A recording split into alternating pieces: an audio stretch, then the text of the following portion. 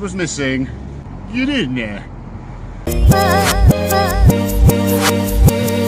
There's always been this weird kind of like, that's the way I can describe it.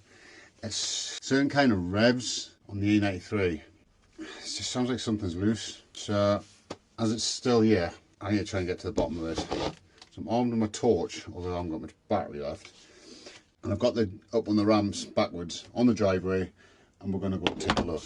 One potential culprit is this little bugger.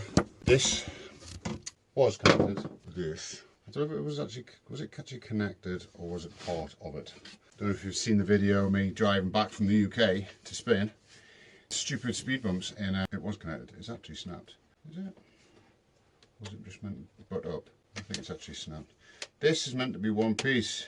Little mud flap goes like that, and I totally forgot about it because yeah, so bloody long ago. So this piece was still connected to the car. This piece had fallen off in the shell carriage just off the motorway somewhere in France when I was trying to find somewhere to pump up the tyres because I had a flat. It was a nightmare day.